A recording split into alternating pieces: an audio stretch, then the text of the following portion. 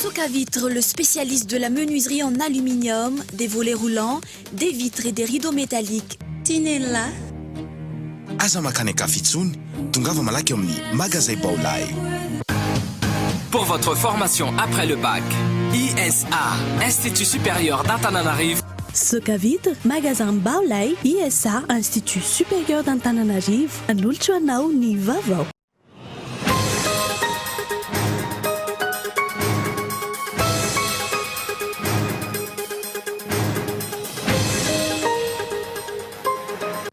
Tsy mitomba ny fitorirana foana ny vato azy ny kandida lalora valimanana ho ny mpisolovava azy no ilay bulletin tokana efa nikeny ny senity fandikan-dalàna kosa izany na inona ambara hoy ny mpisolovava ny kandida lalatiana rakotondrazafy any Atsimonosy sy milamina ny opération fahalemana hoy ny premier ministre ary dahalo avokoa ireo maty hatreto.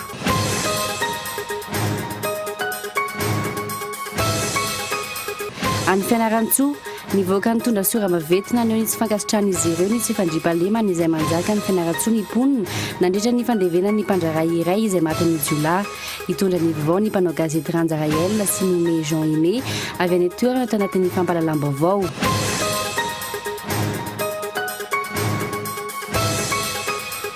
Mpitarika sindikaly Dimla avy amin'ny Jirama no nalaina ambava teny amin'ny sampana mpanao fikarohana momba ny heloka behivavy fiadanana androany. Momba ny délestage, miandry ny vahaolana avy etin'ny milina vaovao no fidin'ny orinasa vahiny eny Ambohimanambola hoy ny ministra.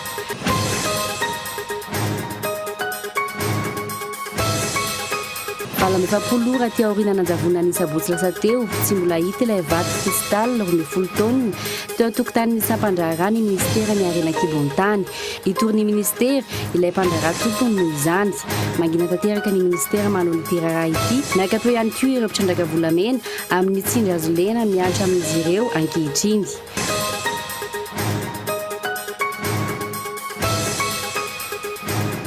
Nampitomboana hotely miliara euro ny fanampiana no anana ireo mpifindramona tonga ny Alemana any Guatemala mitary tao anatin'ny fifidianana vonjinaika ilay mpanao atsika na Jimmy Morales ny atsipirena avitrany.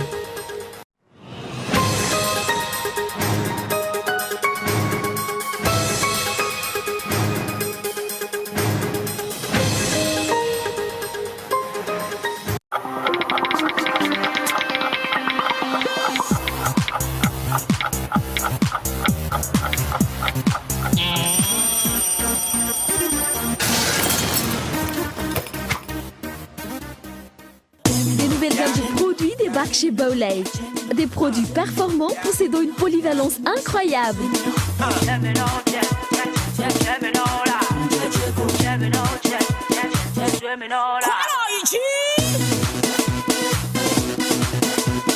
Des produits de première qualité, premier choix, marque originale, qui transforme votre univers avec modernité et savoir-faire. Baolay, toujours meilleur. Journée de l'emploi et de la formation, 7e édition, organisée par le cabinet de recrutement MRH, sous le haut patronage de Monsieur le ministre de l'Emploi, de l'enseignement technique et de la formation professionnelle, les 10 et 11 septembre 2015 au Palais des Sports Mahamasn. Déposez vos CV. Comment construire son CV? Technique d'entretien d'embauche, offre de formation, partenaire Orange, Kietka Company, sponsor officiel RTL. Consultez www. Socavitre en Outapénac. Menuiserie en aluminium. Rideaux métalliques. Volets roulants. Vitres. Tôle. Socavitre en Outapénac. 020 22 682 28 033 11 256 63. Socavitre en Outapénac. Très sincèrement à votre service. Vacances Mlai, Ararotni, illimité night, illimité daoni, SMS. Signante.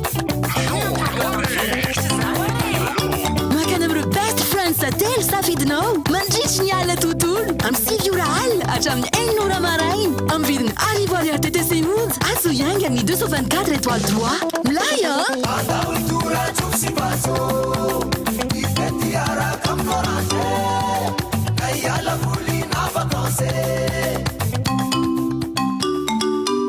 Miamanja ny vacances miaraka amin'ny Orange. Miamanja ny tontolo miaraka amin'ny Orange. Ny hazo ny mbaniko lakana, ny tanina ndriny ny tsara. Ny orinasa Madagascar Evolution Immobilier dia vonina nome fahafa-po hanao an-trano an'izay mikasa hividy tany. Toerana maro azo isafidianana no atolotra ho anao amin'izany, toy ny eo Amboanjobe, Bevalala, Ambatomirahavavy, Jangaina, Antsahamashifoza, Manandrina, Ambohimanga. Maimaimpona ny fitsidiana ary mampandrisaina anao amin'ny fikarakarana ny taratasy rehetra. Koa mila fanazavana fanampiny ianao dia aza misalasala miantso ny laharana 033 21 099 06 034 14 099 06 na 22 566 54. Madagascar Évolution Immobilier, un avenir sûr, investir, bâtir pour le futur.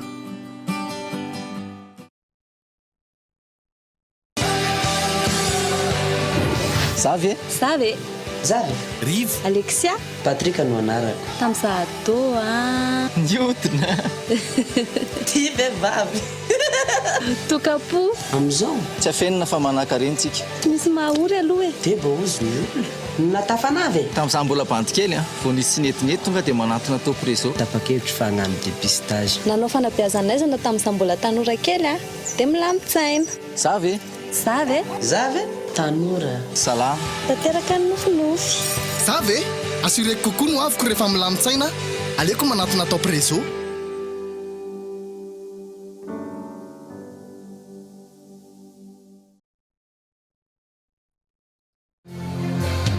Pour votre formation après le bac, ISA, Institut supérieur d'Antananarivo Ampatsakan Ambulkanj, vous propose les modules suivants. Secrétariat de direction, bureautique, informatique, filière, gestion et management d'entreprise, commerce international et opérations douanières, commerce force de vente. Rentrée bac 2015, 2 octobre et 24 novembre pour ISA Ampatsakan, 6 octobre et 27 novembre pour ISA Ambulkanj. Pour votre formation en second cycle, ISA vous propose son lycée privé.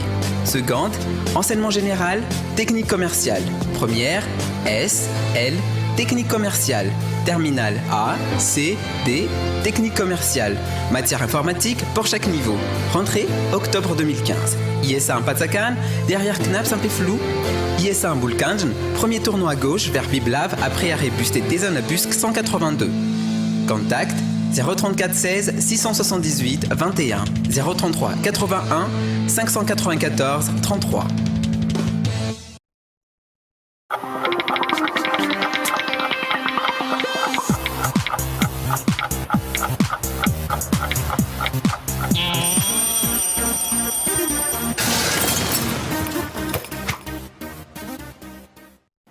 Dia mbola falitafaraka aminao indray tompo kilasy tonga soa indray ato anatin'ny fampahalam-baovao amin'izao takariva izao miaraba manokana ireo mpanaraka ny fampahalam-baovao ny fahita lavitra Gol TV amin'ny alalany fahita lavitra TNTV any amin'ny faritany ny fianaran-tsoa manasanao ary hiaraka aminay hatramin'ny farany ny pejy politika avy hatrany misy taratsika ny fiarana amin'ny tian'io ity raharaha 473 no notsaraina eny anivon'ny fitsarana amin'ny sanany raharam-panjakana hatramin'ny alakamisy ho avy izao mikasika ny fifidianana kominaly farany teo isan'ny lehibe tamin'ireny any teto Antananarivo renivohitra mikasika ny bileta tokana sy ny logo nampiasain'ny antoko team andaniny nangataka ny fanalanandarana ny lalao ravalomanana ny fikambanana Freedom milaza ho tsy diso kosa nefa ny ankilany amin'izao raharaha izao arao ny fanadetiny izy Sorakotindrina.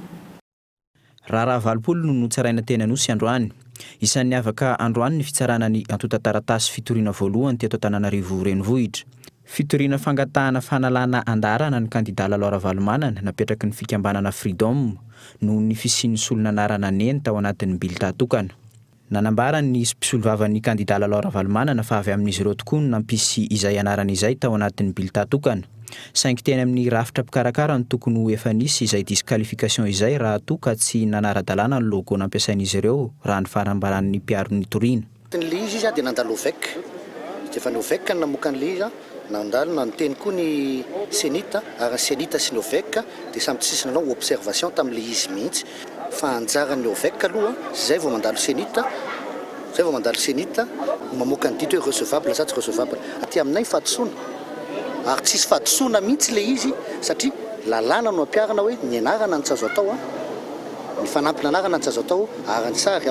Ny rafitra mikarakara ny fifidianana kosa no ambaran'ny solombavamboaka Anitra Razafy-Manatsoa avy amin'ny antoko tim ho isan'ny fosotra nahatonga izao fikorotanana izao. Tsy tokony ny kandida no hotoriana raha ny nambarany. Natao hitsara ny didim-pitondrana na didim-pitondrana voaka tsy manara-dalàna na tsy fanarahana lalàna zany ny aty amin'ny tribunal administratif ka amin'ity indray mitoraka aty le neny tsy tafiditra ao anatin'izay lalàna hoe vohitsakitsaka zay ny fomba fahitako zay. Ny faharoa ny fahadisoana raha ohatra ka sanatrika misy ny fahadisoana tsy any amin'eny ary tsy neny ny torina fa tokony toreny senita izy na nitoreny OVEC izy tany no responsable ny bulletin unique. Tsy mifanaraka amin'ny andinin'ny faharoa amby 70 ao amin'ny lalàna feny fifidianana no nametrahany mpitory ity fitarainana ity. Raha ny voalaza ao anatin'io andininy io, lisitra no fidina fa tsy olon-tokana antony nangatahan'izy ireo izay disqualification izay. Antony izay ambaran'ny mpisolovavan'ny mpitory fa famporosiana ny fandatsaham-bato nandritra ny fifidianana. Ny impactan'le soratra ny angamba ny sens sy ny sincérité en vote nangatahanay teo disqualification ka izay ihany aloha zany raha ny androany mbola misy ny dossier 61 mbola andeha amin'ny herinandro ty amin'ny lakamisy dia ho hitatsika fa amin'izay zany no valin'ilay disqualification effet an'izay disqualification nangatahanay androany zay. Ny tany mipotra ny songadina tao anatin'ny audience androany aloha zany dia izareo tiako Madagasikara no nametraka an'le neny tao anatin'ny bulletin unique andry zareo ary izy tena ny avocat moa zany no nanao an'izay ataonay hoe aveu le izy satria efa sujet à débat be le izy nandritra ny fotoana rehetrarehetra nisy ny opération électorale dia androany azonay atao hoe mivoaka ny valiny avy any amin'ny zareo fa zareo no nametraka an'iny. Miverina indray arak'izany ny ayay amin'ny mpikarakara ny fifidianana noho ny tsy fahatomombanana. Etsekilan'izay raha miisa 473 no tsaraina eny anivon'ny fitsarana amin'sahana andraram-panjakana na ny tribunal administratif manomboka androany ka hatramin'ny alakamisy ho avy izao. Fitarainana sy fitoriana nandritra ny fifidianana communalité eto amin'ny faritany Antananarivo avokoa izy ireo. Amin'ny ankapobeny mikasika ny tsy fahatomombanana teo amin'ny resaka lisam-pifidianana sy ny resaka alabato avokoa ny fitarainana sy fitoriana tsaraina amin'ity herinandro ity. Any amin'ny 17 volana septambra any kosa no ivoaka ny didim-pitsarana rehetra.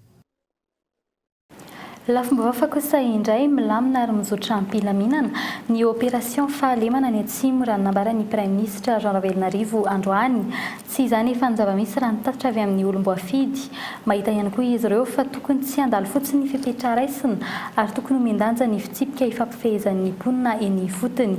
Hatramin'ny faran'ny herinandro teo 5 ny olon-tsotra matiny ny miaramila mpampandritany tany an-toerana fa amin'olona kosa no misy any atsimo amin'izao fotoan'izao hoy Ramatoa Lalatina Ravololomanana talo avokoa no maty tany ho ny Prime Ministre. Fanadidiny Erina Rapari. Merci manomboka matory milamina izahay vahoaka noho ny fisiany opération fahalemana fa mbola misy indrokely amin'ny sasany mbola zatra ny lalakitandambo sy ny kolikoly. Tsy mitombona fimemenoman'ny olona mikasika ny fioaram-pefy amin'ny opération fahalemana ny atsimo ankehitriny ny Prime Ministre Ravelonarivo. Naray tatitra ny tenany fa milamina ary mizotra araka ny tokony ho izy zany hetsika fampandritany izany raha ny nambarany. Ny herinandro teo maro ireo nilaza fa diso ny tatitra tonga ny Prime Ministre ka antony tsy mampahomby ny hetsika atao any atsimo. Tsy mbola nisy teto nanome baiko hoe samborina rakoto na samborina rabe ary ny mpitandro filaminana dia fandriam-pahalemana no ataony any. Mbola tsy misy olo ny kendrena ka hoe sambory rakoto na sambory rasozananoro fa manahirana amin'ny fandriam-pahalemana na amin'ny fahalemana zay atao any amin'le opération atao. Fa ny sainy tsirairay no mitondra an'izay zavatra zay. Distrika maro eto amin'ny nosy nandaterahana ny opération fahalemana ankehitriny, ohatra ny distrika an'Ankazoabo Atsimo izay tena mbola mahamay amin'izao fotoana izao, ny distrika ny Manja, ny distrika ny Mandoto. Ho an'ny soloam-bahoaka ao amin'ny distrika ny Mandoto, vahaolana maritra no tokony hojeren'ny fitondram-panjakana, fa tsy hetsika mandalo fotsiny tahaka izao mba hisorohana ny mety isian'ny valifaty. Ho an'ny mpanara-baovao sy ireo antoko politika manana rantsana ny toerana kosa efa mivadika ho famonon'ny malagasy ny zava-misy any Atsimo ankehitriny. Fa ny zavatra tena mampiay azy zany zao ny mponina any dia hoe hitoy hoe io resaka opération io, satria raha tsy mitoy ny opération dia atahoran'ny mponina indray ny sy ny valifaty indray amin'ireo dalo ireo, satria fantatreo fa ny ambanivohitra mifankalala daholo ny olona. Ary resaka dalo io tsy hoe olona lavitra ny fiarahamonina fa olona miaina anivon'ny fiarahamonina eny ihany. Raikitra indray ny famonoana samy malagasy any Atsimo any. Zay dia manameloka an'izany, zay dia milaza fa nampitany filaminana na dahalo mifamono samy rana malagasy zany. Tokony izy vahaolana mazava nandalo teo mitandroke ao zao tsika fahalemana opération daholo zany fa mbola zao ihany zavatra mitranga. Araka ny fanadihadiana natao hatramin'ny volana Novambra no ifarana ity opération fahalemana natao any Atsimo ity. Raha nitatotra avy amin'ireo tompon'andraikitra avy amin'ny distrika an'Ankazoabo ihany koa, tafakatra fito indray ireo olon-tsotra maty hatramin'izao. Isan'ny ayahin'ny mpanara-baovao tao ry ny baiko entitra nomen'ny Prime Ministre ny hoe isan'ny maty ve sanatria no andrefesana ny vokatra azon'ny mpitandro ny filaminana amin'ity ady amin'ny asandahalo ity. Dahalo firy no tonga eny amin'ny fitsarana, aiza ho aiza le hoe ady amin'ny asandahalo ambony latabatra naverimberina ireny. Dia izay koa ny dirantsika eo amin'ny pejin'ny toe-karenina 520 miliara no trosa tsy maintsy alohan'ny orinasa Tico sy ny orinasa Magro amin'ny fanjakana tao anatin'izay 7 taona tsy niasany izay, tafiditra anatin'izay avokoa na ny hetra na ny sazy vokatra izay tsy fandoavana hetra izay. Raha nambara ny filoha teo aloha Marka Ravalomanana naitsakilan'izay tsy mbola andalam-pandiniana ny fanehoan-kevitra tokony ho raisina eny anivon'ny antenimera ny vatra sy ny indostria mikasika ny tany eny Korondrano tsy an'ny filoham-pirenena irery ny fanapahan-kevitra raha ny fanambarana izay nataon'izy ireo ary ny fanadihadiany Zora Kotondriny. Mbola miteraka resabe hatramin'izao ny fiverenan'ny Ravalomanana Marka nakany tamin'ny misy ny Magro etsy Korondrano ankehitriny. Raha ny fanambarana antsoratra nataon'ny tranoben'ny varotra sy ny indostria tamin'ny gazety antsoratra iray androany, tsy mbola misy ny fanapahan-kevitra raikitra mikasika izany. Mbola natotosa fivoriana eo anivon'ny CCIA mikasika ny fanapahan-kevitra izay. Ezakilan'izay tsy anjaran'ny fitondram-panjakana irery ihany no mandray ny fanapahan-kevitra mikasika ny fanomezana ny tany eny Korondrano ho fain'ny groupe Tico indray. Milaza ny efa mifampiresaka sy ho tsy manana olana intsony amin'ireo anefa i Marka Ravalomanana ary milaza ny andoha izany trosa izany. Any anatin'ilay taratasy tena lazaiko amin'ireo nge marina izay tsy anafina mihitsy. Raha misy miteny ihany hoe lagny izany tsy mety izany. Fa marina resahako dia ny chiffre meny eo matratra ny trosa eo amin'ny 200 milliards ariary. Mety zany. Ny trosa hono zany miaraka amin'ny lamandy satria misy lamandy sy efa niatsasany mahery ny lamandy. Dia zany lamandy hono. Dia inona tonga ny io satria tsy midina nge le orinasa ny fitotoana. Fifampiresahana tamin'ny filoham-pirenena, fifampiresahana tahakany ahoana.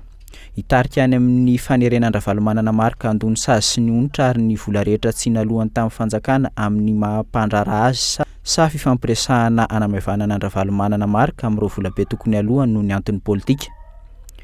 Tafakatra 520 miliara ny trosa tokony mbola alohan'ny groupe Tico amin'ny fanjakana hatreto noho ny hetra tsy voaloha sy ny sazy vokatra izay. Raha ny fanadihadiana nataonay mitsinjara ho toy izao izany. 7,20 tapitrisa ariary ny trosa amin'ny ofan'ny tany misy ny Magro eny Korondrano. $2 ny trosan'ny orinasa Tico amin'ny orinasa Cerealis SA. Mahatratratra any amin'ny 900 tapitrisa ariary ny trosana simenitra 4 lalasaka tokony alohany amin'ny orinasa mpanjakana Seimad. Ankoatra ireo mbola misy ihany koa ny trosa 2 tapitrisa mahery ariary ho an'ny pavillon Sainte Fleur ao amin'ny hôpitaly Agiera. Ny trosan'ny Tico amin'ny trano fiatohana aro mitetina 12 tapitrisa ariary mahery. Tsy nandoha ireo trosa rehetra ireo ny orinasa Tico nandritra ny fotoam-pitondran'ny Marka Ravalomanana. Mipetraka ny fanontaniana manoloana izany. Rehefa mpandraraha lehibe izany tsy mandoha hetra sy mandavola mpanjakana mandritra ny fotoana maharitra dia vitan'ny fifanarahana politika izany. Ahoana momba ireo mpandraraha madinika sy salatsalany simba fananana tamin'ny krizy 2022 sy 2023 rehetra ireny. Ilay tahiry izay nambara fa anonerana ireo rehetra niaran'ny fahavoazana tamin'ireny fotoana ireny na ny Fond de Solidarité Nationale tsy mety tafapetraka hatramin'izao. Andrasana arak'izany ny mangarahara rehetra mahakasika izany, na tiana na tsy tiana, volam-bahoaka ireo hetra tokony noniditra tamin'ny fanjakana saingy tsy mbola voaloha hatramin'izao. Mbola amin'izay pejy ny toe-karenjay hatrany tany-domondosana ny fifandraisana ara-paritra eo amin'ny Madagasikara sy ny firenena mpikambana eo anivon'ny COMESA na ny Comité de développement de l'Afrique de l'Ouest et Austral antony ahinany sy ny fampitsimbola goava nataon'ny jiolahatsambo sy ny mpampiororo Shebab eo amin'ity sehatra ity. Miverina mbola tabatra indray ny raharaha na fatiny Zaoday ny Ben Laden tany Lakaka tamin'ny taona 2004 misokatra arak'izany fanadihadiana eo anivon'ny samy fihinana ny sampandra malagasy edina amin'ny famotsimbola. Isy ihany koa ny délégation avy amin'ny COMESA anampy amin'ny fiantanterahana izany fanadihadiana. Hatreto mbola ny 400 ny fanondranana entana sy ny 900 ny fanifarana entana no anjara-tsenan'ny Madagasikara eo amin'ny tsenam-barotra ny COMESA izay ahitana firenena mpikambana 20. Efa naraisany samy fihinana toa taratasy sady anefa ny mikasika ny mety sy ny famotsimbola goavana eo amin'ity sehatra ity ataon'ny mpikambana Shebab izay fantatra amin'ny asa fampiororona maneran-tany sy ny asan-jiolahatsambo aty amin'ny eldran'ny Mozambika sy ny ranomasimbe Indiana. Ity vondrona ity izay mifandray amin'ny Al-Qaïda de Maghreb Islamique. Mbola iandrasan'izao tontolo izao valiny amintsika ihany koa ny raharaha mikasika ny famonoana ny Jamal Khalifa Zaoday ny Osama Ben Laden tamin'ny taona 2004 tany Lakaka. Moa le izy zany fa mbola ao anatiny mijery ny fanaporofona azy zahay zany amin'izao fotoana izao dia miezaka manao fanaraha-piarah-miasa amin'ireo service de renseignement financier amin'ireo firenena atao anatin'ny Samlag zay aty amin'ny aty amin'ny Afrika Atsinanana. Tamin'ny herinandro lasa teo zany dia vita ny fanaraha-piarah-miasa tamin'ny Afrika Tatsimo dia izay everinay fa zava-dehibe satria izay no ahafahantsika zany miretracer an'ireo vola zay mivezivezy ao anatin'ny vokatry ny famotsimbola sy ny asan-jiolahy toy izany. Io tambazotro io arak'izany no heverina fa hisy ny famotsimbola avy eto Madagasikara. Mbola sarotra nefa ny fanaraha-mason'ny banky an'i Somalia izay antanterahany izany famotsimbola izany. Mbola vao tamin'ny taona 2014 ihany koa vao nisy ny lalàna mikasika ny asa fampiororona teto amintsika na fanana anao ny fanadihadiana mikasika ny famotsimbola tao anatin'izany. Ny olana mantsy zany zao avy any Somalia any zany tsy misy banky, ny akamaroan'ny banky any zany mbola anatin'ny listra maintin'ny fiombonam-be iraisam-pirenena. Dikan'izany tsisy banky zany miara-miasa amin'ireo banky hafa ivelan'le firenena somaliana amin'izao fotoana izao. Any ka manahirana ny mijery satria fantatrareo ihany izay miara-miasa amin'ireo fikambanana mpamatsy vola no institution financière ka rehefa tsy misy zany le institution financière dia sarotra ny mitily an'ilay lalam-bola mivezivezy. Ka izay no mahatonga n'ilay fiahiahinany hoe avy aiza ny loharano ny mpirany io vola izay miasa amin'ny sehatra ara-barotra ataon'ireo olona mampiahiahy ireo. Raha mpitso ny gadon'eto Madagasikara ny délégation avy amin'ny COMESA hanao ny tombana amin'ny ady atao amin'ny famotsimbola eto Madagasikara ka ny amin'ny hatramin'ny faran'ny taona no heverina fa avy tany izany. Hatreto aloha tsy ny raharaha tahaka izao ihany nandrenesina resaka famotsimbola fa hatramin'ny vola ampiasain'ny antoko politika lehibe ny hatrehana fifidianana saingy tsy mbola misy aloha ny tena vokatra mivaingana hita na amin'ny fanenjehana azy ireny na amin'ny fampiarana ny lalàna. Saika mijanona ho resaka miverimberina fotsiny ihany izany eto amintsika. Fanetsena ny toe-karem-pirenena miditra ho safanampiny indray i Madagasikara tsy famahana ny olana miantraika mivantana amin'ny fiainam-bahoaka toy ny délestage sy ny fampianarana no lahara-pahamehana ny fitondram-panjakana ankehitriny fa ny fiomanana amin'ny loza ara-boajanahary mety hitranga izay nindramam-bola tamin'ny Koreana ka anampy ny trosambola averina hatramin'ny taona 2024 nambaran'ny minisitra ny vola sy ny teti-bola ihany koa androany fa fanakorontanana avy any ivelany hanaratsiana endrika ny fitondram-panjakana no mbola mampisala sara ny mpamatsy vola hiditra eto amintsika arao ny fanadihadiana.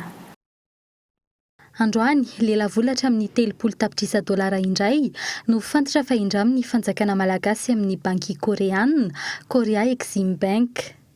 lela vola izay ampiasaina amin'ny fiomanana amin'ny loza ara-boajanahary mety hitrangy eto Madagasikara. Nambaran'ny ministra ny vola sy ny teti-bola fa mifanatsahana amin'ny fepetra takiany banky iraisam-pirenena no takiany Exim Bank amin'ny tany zana-bola 4,500 isan-taona sy ny fepitaona merenana ny vola 30 taona miampy fepitaona fanampina ny période de grâce 10 taona. Tsy vahaolana amin'ny tsy fisian'ny vola ilaina amin'izao anefa no ampiasain'izany fa fiomanana amin'ny olana mety hitranga ho amin'ny ho avy. Tsy hanao karazana hoe vonjy rano vaky foana atsika fa tena hoe miezaka ny fitondram-panjakana, miezaka mialoha inona ny tokony atao mba hahafahana misondroka ny loza rehefa tojo zavatra ohatran'izao. Ankilany efa miomana amin'ny fandraisana ny tahirim-bola iraisam-pirenena ihany koa ny ministera amin'ny herinandro ity ary isy ny fampiraharahana ny 10 hatramin'ny 12 septambra ho avy izao mikasika ny famerenana ny famatsiam-bola vahiny izay tsy mbola misy miditra amin'ny kitapom-bola mpanjakana hatramin'ny fiandohan'ity taona 2024 ity. Tsy avy amin'ny fitondram-panjakana no mahatonga ny tsy fahamariana toerana ankehitriny ka mampiahotra ny mpamatsy vola raha nambaran'ny ministra. Fampandrosoana Madagasikara no ataontsika eto. Ary izay fampandrosoana izay tokony fampandrosoana tena tokony hipaka any amin'ny vahoaka marina no zany hiverika ary entanky itsika malagasy mba handeha amin'izay lalana izay hoe tena fampandrosoana marina no fanomezantsika rehetra tanana mba tsy hisy indray ny hoe tonga ohatr'izao ny FMI dia mirongatra indray ny fohy-tension tsy fohy-tension roa fa tsy azahoana mampandroso firenena zany fa ny tena zava-dehibe ny fanomezantsika rehetra tanana ahafahana mampandroso miaraka an'ity Madagasikara ity. Mahalona ny heverin'ny mpanara-baovao maro tokony lara-pahamehana toy ny famahana ny olan'ny CSS ny Jirama sy ny sisa nantery ny reto mpikambana amin'ny governemanta ireto fa mbola hitony fitrosana hatramin'ny fanatanterahana ny tetikasan'ny filoham-pirenena. Misy tetikasa maromaro efa eritreretina zany hoe ho apetraka hodiniany eo amin'ny Exim Bank zany ny fampitaovana azy amin'ny ara-bola. Tafiditra anatin'izay ny anankiray amin'ireo autoroute tokony atao zany miala ny vato makaty amin'ny ilany Atsimo aty. Dia misy ihany koa moa efa tetikasa maromaro efa nahazoana ministra izy iny avy any amin'ny ministère d'État mahakasika ny aménagement zany projet présidentiel misy ihany koa liste maromaro zanay misy analyse zany tokony atao miaraka amin'ireo ahitana ny tena mety hoe ahoana ny koa an'izay projet zay efa andala ampijerevana an'izay zany zay. Hatreto efa mahatratra 2,390 faingo 2 miliara ariary ny trosan'ny fanjakana malagasy amin'ny mpamatsy vola vahiny izay alohatra amin'ny taona 2022. Mazava aloha izany fa sepotra ary sahirana ara-bola ny fanjakana ary izao lalatokan'izao ny tany governemanta fa vahaolana aingana. Raha ataony kady tsotsotra raha manao fepitaom-piasana iray avy amin'ny 5 taona, filoham-pirenena enina ifandimby zany no anefa tsy kelikely ity trosa vaovao azon'ny Madagasikara ity. Fanotokanana androany kosa ny tranobe ny Seimady vaovao etsy amin'ny 67 hektara fototrafitra izay mbola tamin'ny fitondran-tetezamity tany nananganana azy raha tsy ahivina. Miisa 7.70 ny toeram-ponenana ao amin'ity trano vaovao ity ary mandina ny 20 tapitrisa no vidin'izany. Mila fototrafitra tahaka izany kanefa dia zaka ny tanora malagasy hoy ny minisy-mpanjakana Arivo Rakotovao. Ny trano mora tetsy Ambohidratrimo izay natokany fitondran-tetezamity ao amin'izany tamin'ny fotoan'androny kanefa hafa ny zava-nitranga ankehitriny. Ny andindiny tateriny Erina Rapary. Tamin'ny herintaona nitokanana ny tranobe vaovao ivitoeran'ny orinasa Seimady etsy amin'ny 17 hektara dia izao nitokanana izao indray ny trano vaovao ahitana toeram-ponenana miisa 7.70. Raha tsy ahivina mbola fotodrafitrasana tomboka tamin'ny andron'ny ekipa teo aloha ireto notokanana ireto. Efa tapitra lafo ireo trano ireo ankehitriny hoy ny tale jeneraly ny orinasa Seimady. Efa misy ihany koa ankehitriny ny trano vao amboarina ankoatra ity eto amin'ny 17 hektara ity raha nambarany hatrany. Dia izao no asa voalohany hitanareo mbola misy koa ny asa manaraka efa ao Ampefloa efa misy 7 appartement amboarinay ao efa mandeha mandritra ity 3 volana farany ity dia misy koa mbola trano eo amin'ny 100 eo atombokay ao Betsarène. Ny taona 2024 dia misy koa trano eo amin'ny 100 eo ataonay Toamasina 10 Antsirabe 100 Mahajanga. valopolo tapitrisa ariary ny tetibidin'ny iray amin'ireo tranona orina eny ampifiloha ireo ary roa faingo 10 miliara ariary no volana anamboarana izany. Rehefa jerena lafo ary tsy ny olon-drehetra no afaka manjifa ireto trano aoriny sy mady ireto. Mila fotodrafitrasa tahaka izao ho an'ny tanora malagasy ary azo alotsy kelikely ny vidiny hoy ny minisy mpanjakana Rivo Rakotovao. Fa ny amporisiana kosa nefa dia ny ananantsika trano, anamboarantsika trano eritreretana an'ireo ataoko hoe ny tokantrano tonontonony. Manana fidiram-bola andavanandro, fidiram-bola matotra, ahafahan'izy ireny mba manana ny tranony araka ilay slogan entinareo. Koa tokony ho jereny zany ary fanjakana dia vonona hiary salama zany. Aprisianareo satria raha ohatra tsy ampidirinareo anatin'ilay fomba fitantanana ny azahoan'ilay olona amin'ny fomba maharitra tsy kelikely ahafahany ho tompony zany trano zany dia lasa mipitrapitra ireo mpiray tandrazana amintsika. Raha tsy ivona nefa tamin'ny fitondrana tetezamita efa nisy ireo tetikasa tranomora natokana ho an'ny tanora 5-30 taona no miakatra manana tokantrano ara-dalàna ary manana asa maro-potitra ihany koa. 5-20 tapitrisa ariary no lazaina tamin'izany fa ahafahana manjifa azy ireny. Niova nefa ny tantana rehefa niova ny mpitondra. Ohatra ny teny Ambohidratrimo izay ahitana tranomora miisa 100 tokony 5-20 tapitrisa ariary ny vidiny tany am-piandohana araka ny fenitra nananganana azy nandritra ny vanim-potoana tetezamita ho fitsinjovana ny tanora malagasy izay manambady mamelonjanaka ary tsy afaka ny hividy trano manara-penitra amina vidiny takatry ny efa mividy. Namidiny fitondrana ankehitriny 5-20 ka hatramin'ny 7-30 tapitrisa ariary tamin'ny mpiasam-panjakana nefa izany ankehitriny. Izany hoe nampiakarina ny vidiny ary tsy natao ho an'ny tanora intsony izany fa lasa ho an'ny mpiasam-panjakana. Ankehitriny milaza indray ny misy mpanjakana fa tokony hitsinjovana ny tanora ny fotodrafitrasa tahaka itony. Mifanohitra amin'ny kabary ataony zava-misy. Faraky ny fanarahintsany anatin'ny lohatenim-baovao tsy mbola hita hatramin'izao ilay vato kristala teny amin'ny ministera. Nametraka fitoriana kosa Ramatoa Blandine Railiarsoa ilay tompony vato tsy hita. Tsy mbola nisy ny fiona niarahana tamin'ny ministera na ny fanazavany hatrany. Etsaka ilan'izay vondron'olona mpitrandraka maro avy any amin'ny faritra avaratra ihany koa no manao fitarainana amin'ny tsindry azo ilaina mahazo azy ireo amin'ny fitrandrana any an-toerana. Misavory ity resaka fitrandrana reny ankibon'ny tany ity ankehitriny. Ary ny fanadihadiany Lilitra Piata. Hatramin'ny androany tsy mbola fantatra na ny toerana nasian'ilay vato kristal 12 taona teny amin'ny ministera na ny olona tompona andraikitra tamin'ny fangalana azy teny an-toerana.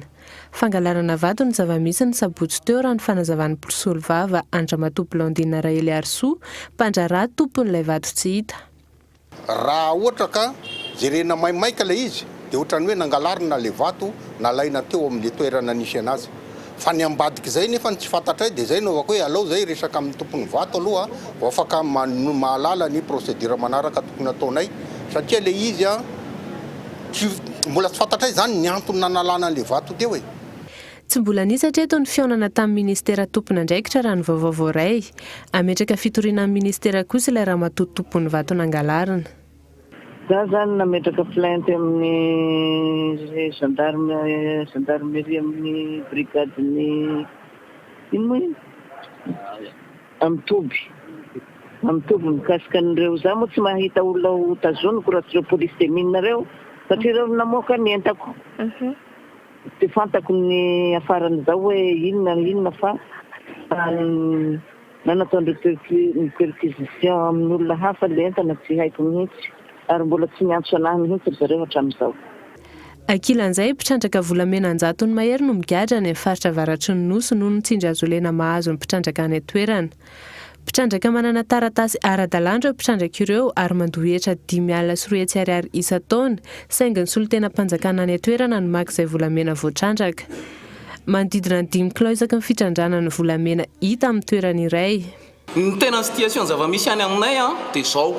Ireo fanjakana régional, ny OMC district, ny OMC régional, chef de région, dirkabin région, ary ny directeur ny police François, sy ny lehibe ny gendarme any amin'ny région, sy ny lehibe ny gendarme eny amin'ny district, sy ny chef de poste ny gendarmerie amin'ny commune rurale ny Bitsika, district any Ambilobe, magnantsindry hazo lena zahay vahoaka madinika. Mamokatra ty fatana ty zao, mamokatra le carrière. Mandehana 2 kg 3 kg dia zao ny zava-misy tonga ny gendarme miaraka amin'ny mpikaramanady miaraka amin'ireo mpitondra any amin'ny faritra mandeha mandrava io fatana izay mamokatra volamena misy aminay io. Zany hoe ny mpitondra mihitsy miaraka amin'ny ratsy mandeha mandrava fatana anay.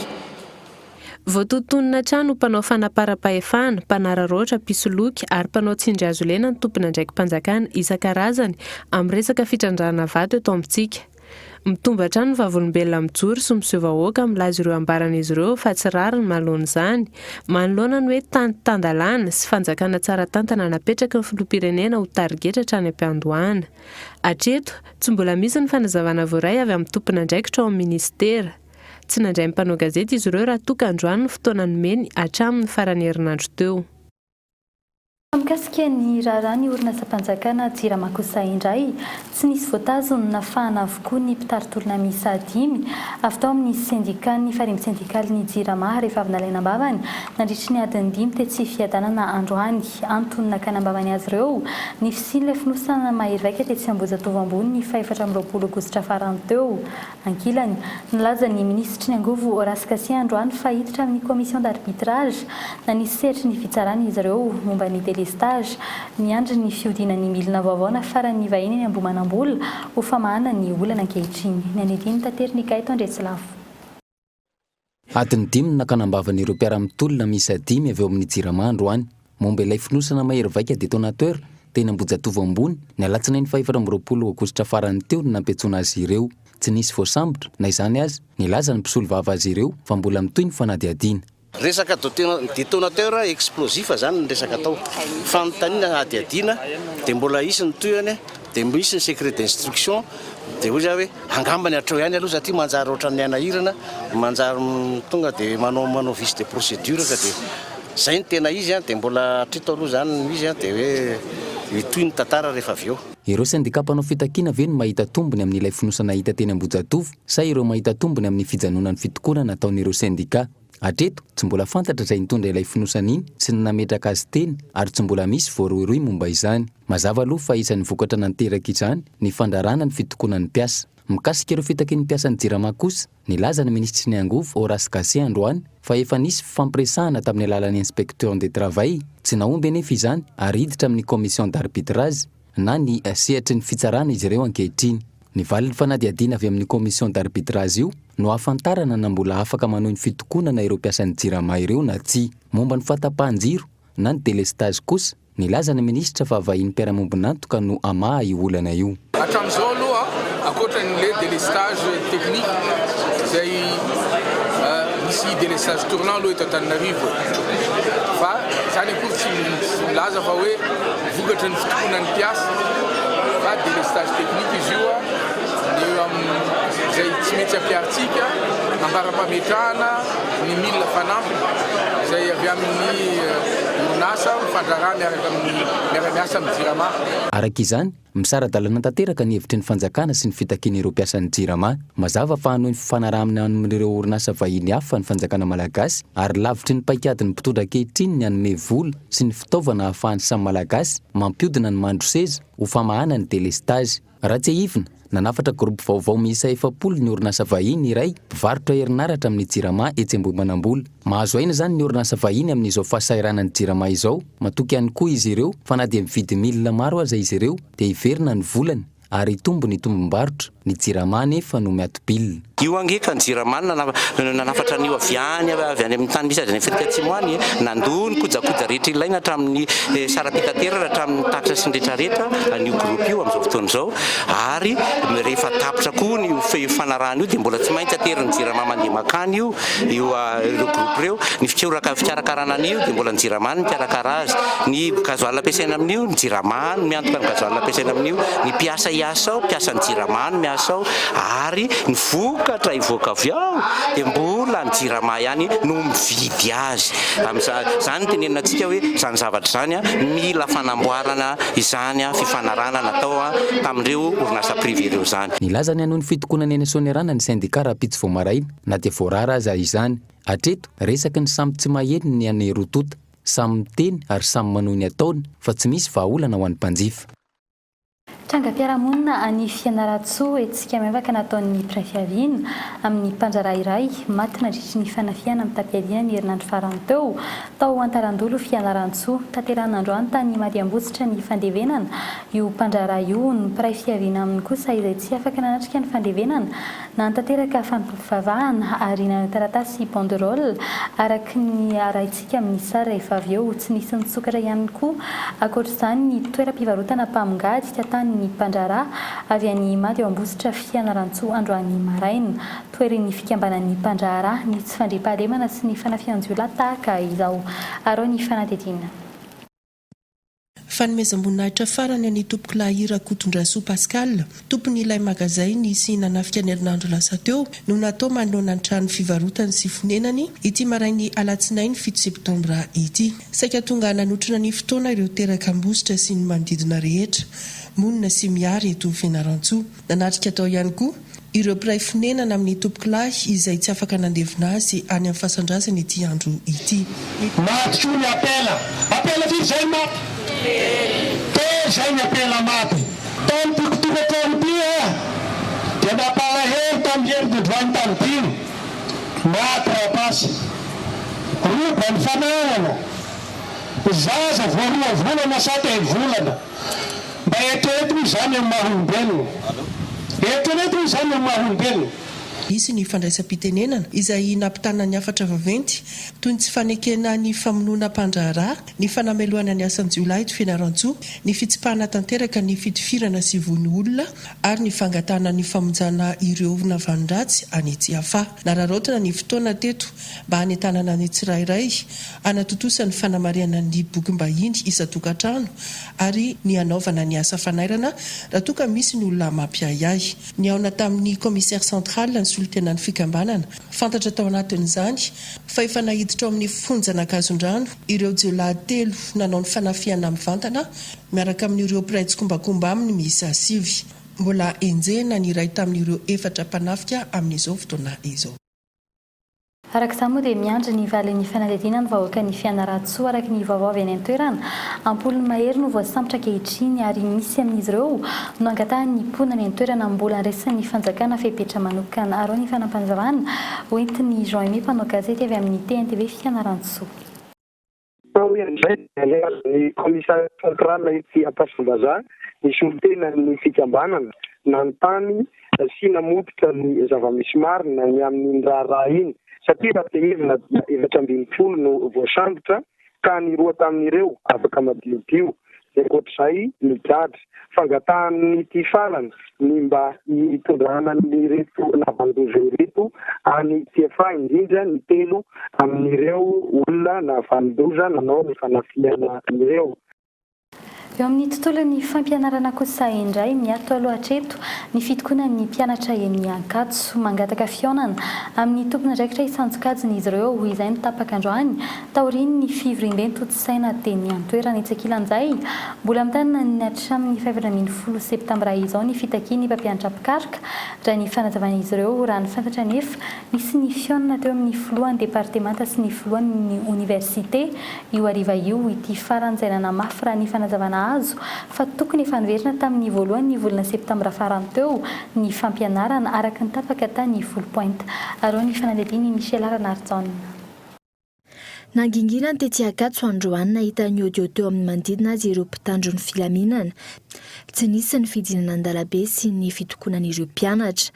Taorian'ny fivoriana lehibe no tanterahiny mpianatra androany maraina hatreto miato aloha ny fitokonana ary mangataka fihaonana amin'ireo tompon'andraikitra isanjokajiny izy ireo. Ny fanjakana sy ny fesesa le izy fa izahay mpianatra dia hiezaka indray aloha hanantona ny tompon'andraikitra na ny fesesa na ny fanjakana hoe aiza fizotra le toetra rata ho arian'le hetsika mafapana toky mandra-pivaly an'izay aloha dia miato ny hetsika an-dalambe fa rehefa sanatsika tsy mivaly olana dia miverina indray ny hetsika an-dalambe.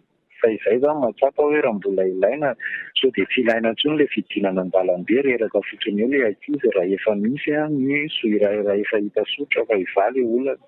Dia izay no anatonanay andro zareo aloha velaribihany vao mety hidina miankina amin'le famalinan'le fihaonana anay tary satria maromaro ny fihaonana nangatahanay tany amin'ny tompon'andraikitra fanjakana. Etsy ankilany raha ny fantatra ny ona tamin'ireo filohan'ny departemanta teny Ankatso androany ny filohan'ny université Antananarivo Panjara Manuel nanamafy ny tapaka tany 10 pointy tamin'ny fivorian'ny COPRES na ny conférence des présidents izy izay milaza fa efa tokony verina tamin'ny voalohan'ny volana septambra lasa teo ny fampianarana eny Ankatso. Hatreto raha ny fanadina nataonay tsy misy fanapa-kevitra niova raha ny avy eo anivon'ny CSS manokana, tsy mbola mitoy ny fampianarana ary miandratra amin'ny 14 septambra izy ireo. Raha tsy ahivany efa roa volana mahery izay no niato ny fampianarana teto anivon'ny université, miziriziry amin'ny heviny avy eo anivon'ny CSS. Hatreto tsy mbola nisy ny fanomezany tokony namen'ny avy eo anivon'ny ministera tompon'andraikitra. Ny mpianatra miandry azy ireo, ny mpampianatra ihany koa, tsy mbola atoato araka izany ny fahamahana ny olana eto Ankatso. Etsy ankilany raha nifantatra ny ona tamin'ireo filohan'ny departemanta teny Ankatso androany ny filohan'ny université Antananarivo, Panjara Manuel. Nanamafy ny tapaka tany 10 pointy tamin'ny fivorian'ny COPRES na ny conférence des présidents izy izay milaza fa efa tokony verina tamin'ny voalohan'ny volana septambra lasa teo ny fampianarana eny Ankatso. Hatreto raha ny fanadina nataonay tsy misy fanapa-kevitra niova raha ny avy eo anivon'ny CSS manokana, tsy mbola mitoy ny fampianarana ary miandratra amin'ny 14 septambra izy ireo. Mbola miandry an'le recommandation fotsiny zay dia miresaka amin'ny ministera ny tefany dia tsy maintsy makany amin'ny ministera zay ny resaka. Valon'le consultation valon'ny conseil national na no iny aloha hatramin'izao hatramin'ny 14 iny. Izany tsy décision hafa aloha ankoatrin'iny. Raha tsy ny président national no miteny ny contre an'iny zay vao marina zay vao misy resaka hafa fa ny ankoatr'izay tsisy. Raha tsy ahivany efa roa volana mahery izay no niato ny fampianarana teto anivon'ny université, miziriziry amin'ny heviny avy eo anivon'ny CSS. Hatreto tsy mbola nisy ny fanomezany tokony namen'ny avy eo anivon'ny ministera tompon'andraikitra. Ny mpianatra miandry azy ireo, ny mpampianatra ihany koa, tsy mbola atoato araka izany ny fahamahana ny olana eto Ankatso. Any ivelany mitsimbatika ny raharaha isam-pirenena, nampitomboana ho 3 miliara euro ny fanampiana no anina ny mpifindra monina tonga ny Allemagne, ny raharaha ny Guatemala sy ny sotry ny fifidianana arahintsika ny famidinana eo amin'ny sarin'ny France 24. 3 miliara euro no fanampiana omen'ny fitondrana Allemand ireo komina mandray ireo mpitsomponenana, mandidina ny 2 alina ireo mpitsomponenana farany tafiditra tao Allemagne ny farany herinandro lasa teo. Isa ambony indrindra hatramin'ny fiandohan'ny taona 2024 tamin'ny fandraisan'ireo mpifindra monina teratany Siriana, Irakiana ary Afghan. Na ny mpiteny manoloana ity trango ity ny fitondrana Autrichien fa tokony hisy ny fepetra ho raisina ampiatoana ny fandraisan'ireo mpifindra monina ao Eropa. Tsy ho vita ny firenena 20 Eropa avokoa ny mandray ponina toy izao. Eropa izay misedra olana ara-toe-karena ihany koa raha tsy teny afa-tsy raharahan'ny Grèce izay tsy mitsahatra ny miarina. Ny chancelière Angela Merkel hatreto mbola mankatoa ity fandraisan'ireo mpifindra monina ity. Ny Guatemala efa manomboka mivoakatsika kely ny vokatra tamin'ny fifidiana filoham-pirenena fiodiana voalohany natao Mali. Ilay olo malaza mpanao asika ny Jimmy Morales no mitarika amin'ny vokatra vonjimaika hatreto. Tsy manatraika efa amin'ny lafiny politika saingy ahitana taratra ny safidy nataon'ny ponina ny tokony tsara ny resaka kolikoly amin'izany. Ny filoham-pirenena izay miandry ny fitaom-pitsarana azy any am-ponja ankehitriny no ny fiampangana azy amin'ny resaka kolikoly avolenta. Jimmy Morales, kandida avy amin'ny antoko-panohitra tsy manana politika mazava hitondrana firenena hatreto, saingy maro tamin'ny mpifidy noho ny andantany aminy izay mitady fiovana amin'izao fotoana izao. Il est aujourd'hui en prison.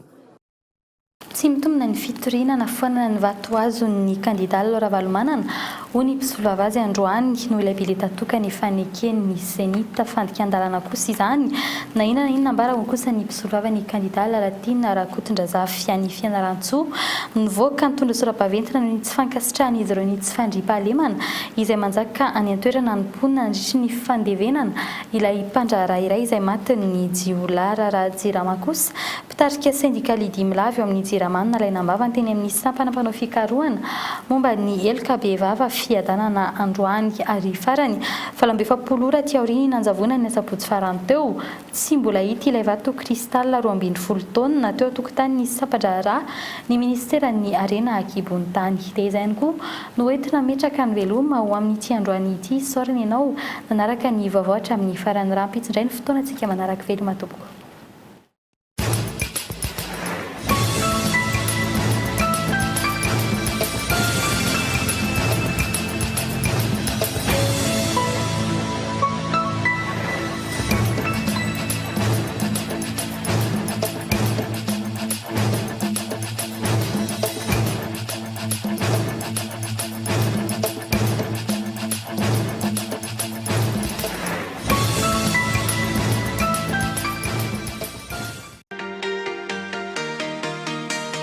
Socavitre, le spécialiste de la menuiserie en aluminium, des volets roulants, des vitres et des rideaux métalliques. Tinella.